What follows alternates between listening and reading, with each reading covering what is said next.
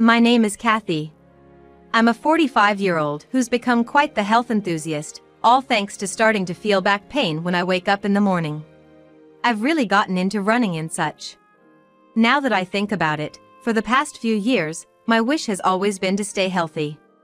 Quite a change from my younger days when I wished to get along with the boy in the next class. How the subtle signs of aging sneak up on me. Today, I want to share a story from before I turned into a health nut. I would like you to listen to it. Let's wind back the clock by 10 years. I was 35 then, and in my own words, I was an adorable, head-turning, super cute, pretty girl, or so I wish I could say. But sorry, that's just a fantasy. It was full of wishes. The real story is about when I quit my job and was diligently helping with house duties. Contrasting my drab life, my older brother, Steve, brought home a dazzling woman after announcing he was planning to get married. And by dazzling, I mean really glittery. She was wearing heavy makeup. Her lips shone with gloss. I worried if she might attract flies. Her hair was softly curled, giving her a relaxed vibe, and her nails were intricately designed, clearly done at a salon. I thought, wow, she's a pro. Not just some ordinary one. She brought a nightclub vibe right into our house. Even my parents seemed a bit confused. And I was right. Steve and this woman, Rachel, met at a nightclub. She was working there, and Steve bragged like it was some heroic tale that he had wooed her. But I doubt it was his charm alone. Steve looks every bit the rich guy. How? He's decked out in brand name stuff from head to toe, so much so that it's almost tacky. Glasses, suit, tie pin, belt, shoes. All designer brands. If a brand name laden guy like that came at me, I'd probably play coy too. I can imagine the Benjamin Franklins and Amex cards he must flaunt. No wonder Rachel showed him a smile just for him. It seemed unlikely for someone as plain and kind as Steve to land such a girlfriend.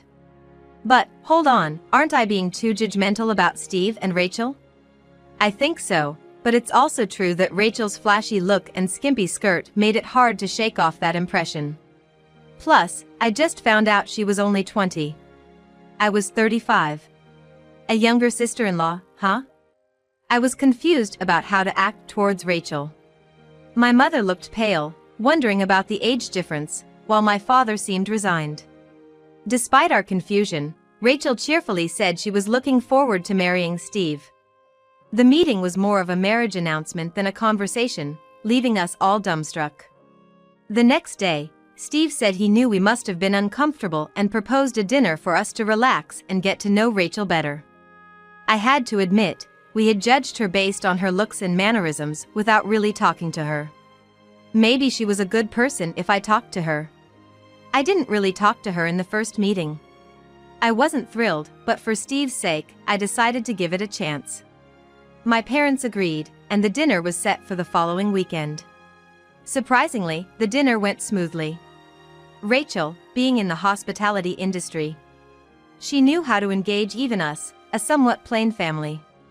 We could follow the conversation easily since she included stories about Steve. From her looking, she seemed like a different world from the one we live in, but I had to admit my initial judgment was wrong. But then, as I was returning from the restroom, I overheard Rachel on her phone, bad-mouthing our family. They're all plain.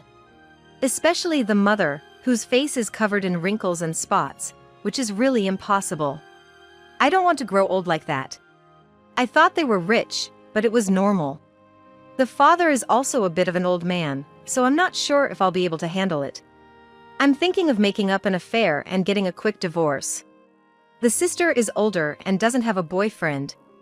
I mean, she's so fat and employed that it's funny. I need to run away before she asks me to take care of her in the future. I was stunned.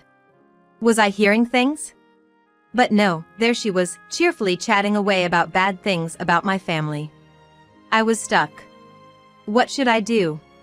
Should I say, "What are you saying, whatever you want?" Or should I keep quiet? By the time I decided, she was back at the table. I reluctantly followed, not wanting to spoil the evening. The dinner ended without incident, but my family's view of Rachel skyrocketed, unaware of her true colors. Steve continued to hold dinners until the wedding, seemingly eager to integrate Rachel fully into our family. Our parents even started looking forward to these dinners, and Rachel's standing with us improved dramatically. I didn't record Rachel's phone conversation. I didn't even hear the other person's voice. And in front of my family, Rachel seems like such a nice girl. If I accuse her and she claims it's a misunderstanding or that I misheard, I might not be believed. Even now, I sometimes wonder if I really did mishear. But, darn it. Steve is my dear brother after all. What am I supposed to do?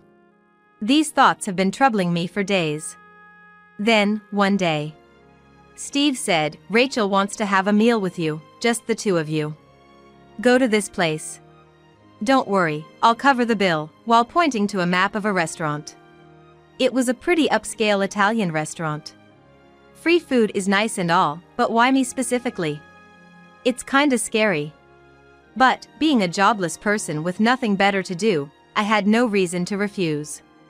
So, off I went to the Italian restaurant. "Kathy! Thank you for coming." Rachel greeted me with such enthusiasm when she saw me that, honestly, I didn't feel too bad. She really knows how to make people happy.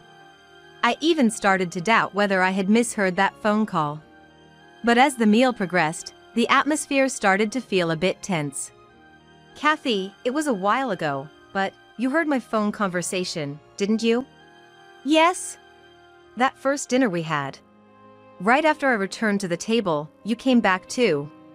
But just behind you, a woman who had gone to the restroom came out. There's only one stall in that restroom. You weren't in there together, right?" Rachel chuckled. Wow, she's been keeping a close watch. True, I do remember a woman entering the restroom while I was overhearing Rachel's call. But I was so panicked by what Rachel was saying that I don't remember much else. I couldn't think of anything to say, so I just took a bite of my rice gratin. "Aren't you putting food before conversation? You'll only get fatter." Realizing I was being provoked, I thought, this is a taunt, all right. Let's not hide it anymore, but please don't spill our conversation to Steve or your parents, okay? Rachel said, laughing loudly. As an aside, my weight gain started when I worked in a toxic environment, leading to stress eating. I had a period of not eating at all, becoming skinny, but then I started overeating as a stress reliever and gained weight. Sure, I'm overweight, but now I'm focusing on my mental health, thinking, so what if I'm fat? I was just a bit over the standard weight. Living stress-free was what's important to me. I was okay with how I am, and I didn't see why Rachel should have a say. Especially since I was not causing her any trouble. You know, to be honest, I find you, and even your parents, kind of embarrassing. You get it, right? No way, how could I agree with being called embarrassing? Am I living in La La Land? I can't tell your parents not to come to the wedding, but Kathy, you don't have to force yourself. It must be hard to move around being overweight, right? I'll send you a wedding invitation just for formality, but please make an excuse and don't attend. Anyway, we'll accept your gift. Wow, does she think a jobless person like me has some big plans to miss my brother's wedding? And after coming all this way to this restaurant, she's saying moving is hard for me? No way. I wanted to punch her right in the face, but kept my cool and said, fine, I won't come, as you wish. But don't come crying to me later. After that, I left the restaurant. When I got home and told my parents, I'm not going to Steve's wedding, Mom panicked. What happened all of a sudden? Why would you say that? My father also looked puzzled. What's going on? Rachel told me. She'll accept a gift but doesn't want me at the wedding. Says I'm too embarrassed because I'm fat. Well, I paraphrased a bit, but it's essentially what she said. Really? Rachel said that? Their faces showed disbelief and confusion, like they couldn't believe it but also couldn't imagine I'd lie. I understand how you feel. I felt the same way until now. But listen to this. I placed a small recorder on the table. Right, I brought the recorder just in case, since it was going to be just Rachel and me at the restaurant. I really wanted some concrete evidence this time. So, when she asked if I had been eavesdropping on her phone call, I turned it on. Listening to the recording, my parents alternated between going pale and getting red with anger. After they heard everything, my father slammed his fist on the table and yelled, "She's making a mockery of our family." I didn't want to add fuel to the fire, but I had to share the necessary information. I told them that I'd been wary of Rachel from the beginning because she had said similar things at the first dinner. My mother buried her head in her hands, lamenting, what a troublesome daughter-in-law she's turned out to be. "No, she's not yet, Mom. Steve hasn't registered the marriage." My parents looked shocked at my words. "What do we do about the wedding then? If we cancel now, won't Steve be stuck with the cancellation fees?" My father asked, worried. "Don't worry, I have a plan. Steve won't lose a penny." I said this confidently. We split up and started calling Steve's relatives and friends who were invited to the wedding. We needed to tell them to cancel their attendance.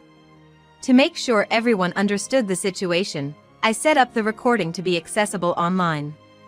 Of course, I explained what happened verbally, but for those who found it hard to believe, they could listen to Rachel's words themselves. It was a case of hearing is believing. While calling, we apologized for having been too lenient in choosing a daughter-in-law and for dragging everyone into this mess, sincerely explaining why we wanted them to not attend. I won't lie, I was nervous. It felt like exposing our family's embarrassment, and I feared that no one would agree to such an outrageous request, possibly severing ties with relatives. But when we pleaded, "We want to help our dear son, it's selfish, but please cooperate," surprisingly, everyone readily agreed. They even reprimanded us, "You can't let him marry someone like that." It makes sense. As it turned out, our relatives and Steve's childhood friends we could reach all decided to skip the wedding. We also informed the venue about the situation, explaining that everyone on Steve's side, except for work acquaintances we couldn't contact, would not be attending. Although it was a huge inconvenience, they understood, saying, "It's a major life event, after all." I think it was more the wedding planner's kindness than the venue's official stance. We probably caused them a lot of trouble behind the scenes, but I'll never forget their understanding. Next was Steve. We waited until 3 weeks before the wedding, at the last minute, to tell him that everyone was bailing. After he learned everything, he just stood there in shock and finally said, "I understand." If Steve had insisted on going through with the wedding regardless, our plan would have failed. But I trusted my sisterly intuition that it would be all right. Then, on the night before the wedding, a storm hit our house. Rachel stormed in with her parents, fuming, "What is the meaning of this?" Steve was right behind them. "Oh, Rachel, what's wrong?" My mother asked nonchalantly. "What's wrong? Starting this week, the cancellations for the wedding have been trickling in. It was too strange, so when I pressed Steve, even your own family said they're not coming. What's happening on our big day?" That was expected. We had asked everyone, including the venue, to cancel early, but to notify Rachel and Steve at the last minute. Rachel had reached out to me unnecessarily, thinking she could keep it under wraps until the wedding. Her impulsive nature and lack of composure made her reveal her true colors. "Rachel said our family was embarrassed, so she didn't want your parents at the wedding. We just told everyone the truth and decided as a family not to attend." "Don't lie! Ruining such an important day with lies. The guest list is now less than half. How are you going to make this right?" Rachel's parents, in a near frenzy, hugged her, saying, "Poor Rachel. What are you planning with all this? Do you want to call off the engagement?" Rachel's mother glared at us sharply. But it wasn't for us to answer. "Steve, you're not just going to stand there the whole time, are you?" I nudged my brother, who looked unsure of what to do next. "Oh! What do you want, Steve? It's fine if we don't attend, but the decision is yours. Do you still want to get married?" My father started to object, but I stopped him. It was important for Steve to make his own decision without regret. He had once vowed to marry this woman. Even if we tell him she's awful, it's hard to believe instantly. But Steve isn't a man without judgment. I trusted him. "I did love Rachel, and I really wanted to marry her." See? Steve is saying this, so you all need to understand the situation. Rachel, mistaking Steve's words as support, slipped up and addressed us informally. Steve noticed this change and smiled sadly. I really have no eye for women. I hardly dated and got too excited about marrying a beautiful woman. You've always aimed too high despite a lifelong record of not being popular, Steve. Look at the mirror of reality. Right. Our family has a legacy of not being popular, tracing back to our great-grandfather. Embrace the plainness in your life. Hey, I wasn't unpopular, you know. Mom, lying is bad. We all teased Steve, who finally burst out laughing. Well, it was nice to dream for a while. I've decided, I'm calling off the wedding.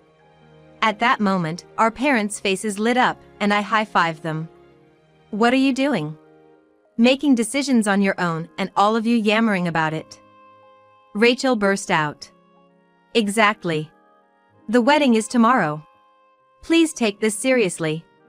What's this about the family being embarrassing? Rachel's mother finally asked. I internally cheered. I was about to bring it up myself, but it's more impactful if they ask out of curiosity. Forcing them to listen would just be ignored. Glad you asked, I said and played the recording. Rachel's parents' faces gradually turned pale, but Rachel herself defiantly said, so what, it's just a recording. I've heard Rachel say various things about our family before. That's why she called only me to meet that day, and the recording itself is the best evidence that she wanted to talk to me.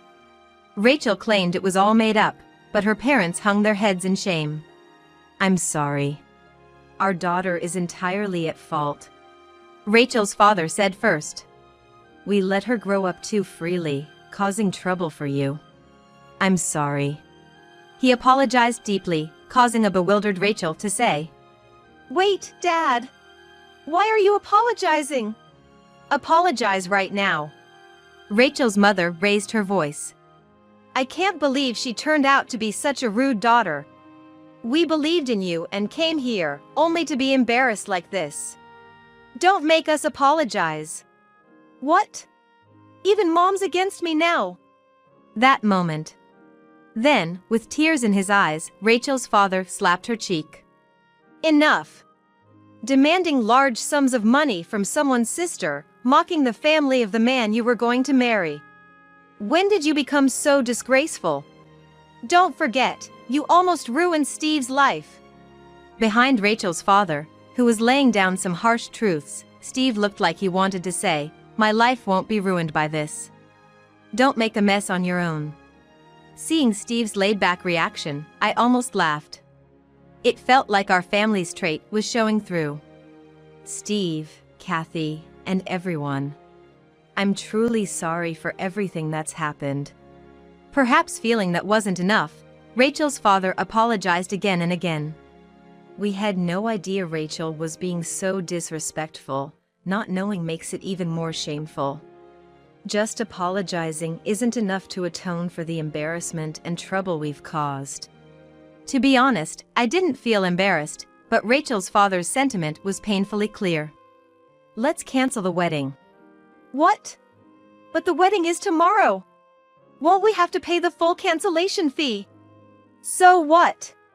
We should be thankful it can be resolved with money. You've done something that warrants being scolded here and now. You should be grateful to Steve and his family for not doing so. Rachel's father yelled, red-eyed with anger, while her mother repeatedly apologized to us. Wait, Dad, I can't pay that. We will pay.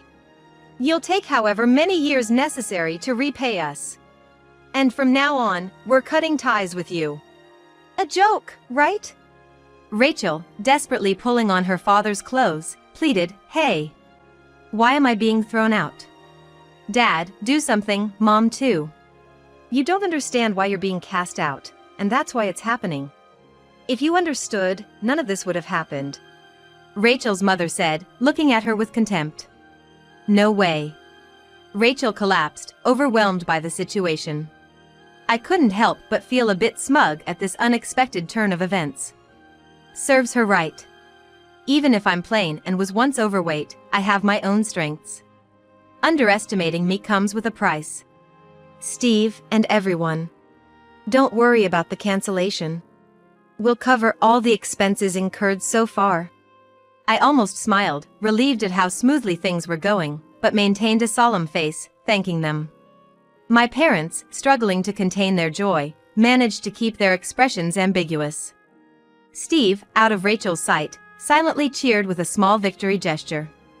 I thought to myself, calm down a bit, he didn't do much. Within a month of the cancelled wedding, Rachel's parents brought us a gift, the cancellation fee, and an additional $60,000 as compensation. They had insisted on settling with us to avoid court and legal fees.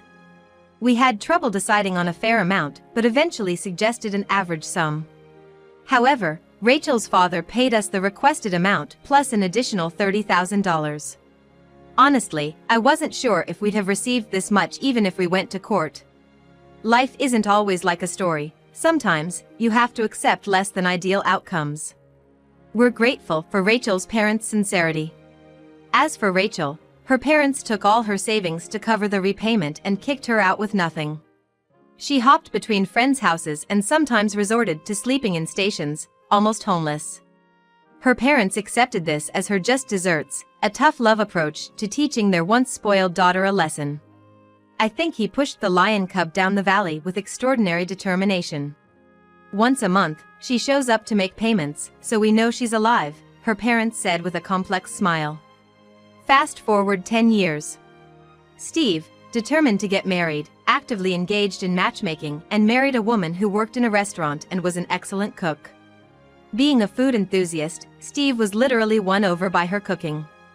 Now married, they rarely eat out, with Steve eagerly returning home for his wife's cooking. As for me, I had enough of corporate life and became a freelance translator. My previous job, dealing with foreigners, gave me a good language foundation. Realizing the demand for freelance translators, I studied hard and achieved my goal. Now, I earn significantly more than I did as an employee, working in a much more relaxed environment. Focusing on my studies curbed my overeating, and I returned to my pre-employment weight. No longer overweight or underweight, I'm just average, which feels great. Well, I don't know if I'm proud of the average. At least for me, I had a hard time becoming an average, so I'm really happy to be back to normal. And thanks to my work, if I may say so myself, I even married a handsome man. Introducing him to my family post-Rachel incident, they joked, "You're being fooled and no way a guy like him falls for your plain jeans." My husband said he loved my plain features.